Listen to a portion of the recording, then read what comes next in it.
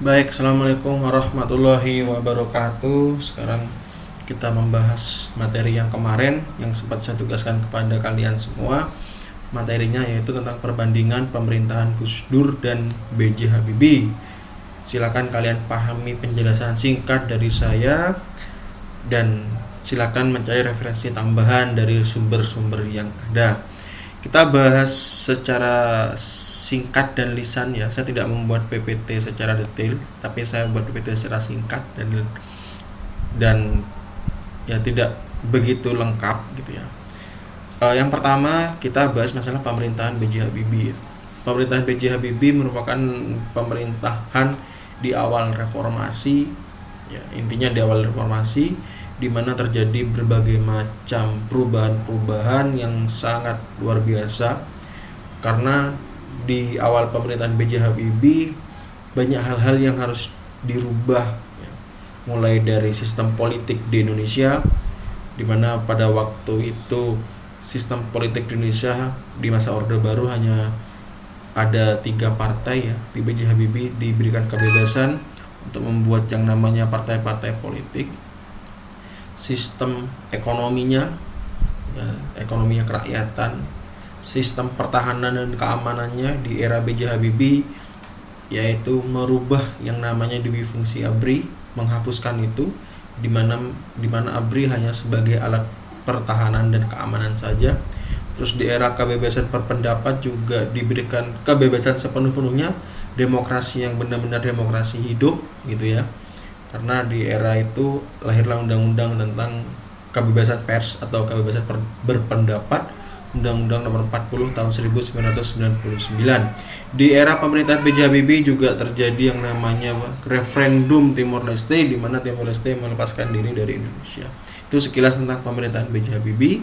Selanjutnya tentang pemerintahan Gus Dur. Gus Dur itu merupakan presiden yang berlatar belakang Kiai NU Nahdlatul Ulama, di mana pemikiran-pemikirannya sampai sekarang masih digunakan karena Gus Dur dikenal sebagai kiai yang pluralisme, menghargai keberagaman, menghargai perbedaan. Pada masa Gus Dur dirancang yang namanya Hari Raya Imlek ya sebagai hari libur nasional, di mana pada era Orde Baru orang-orang Tiongkok itu dibatasi. Kemudian di era Gus Dur diberikan kebebasan. Oleh karena itu Hari Raya Imlek dijadikan hari libur nasional dan agama Konghucu sebagai agama resmi di Indonesia. Gus Dur merupakan presiden yang sangat nyentrik ya. Jadi di era Gus Dur juga ada satu kementerian yang saya ingat, yaitu Kementerian Penerangan juga dibubarkan karena tidak terlalu bagus di dalam sistem pemerintahan gitu ya. Cuma pemerintahan Gus Dur juga tidak berlangsung lama karena memang ada beberapa yang kontroversi di kalangan masyarakat sehingga Gus Dur diturunkan melalui majelis di sidang MPR ya. Itu di era pemerintahan Gus Dur. Tapi pemikiran Gus Dur ya sampai saat ini ya tetap dipakai karena memang sangat bagus pemikirannya, sangat luar biasa. Sampai sekarang orang masih banyak menjadikan Gus Dur itu sebagai inspirasinya ya, karena memang kayak kita lihat celotehannya itu sangat niatnya seperti guyon tapi masuk lah ya bagi kita gitu ya.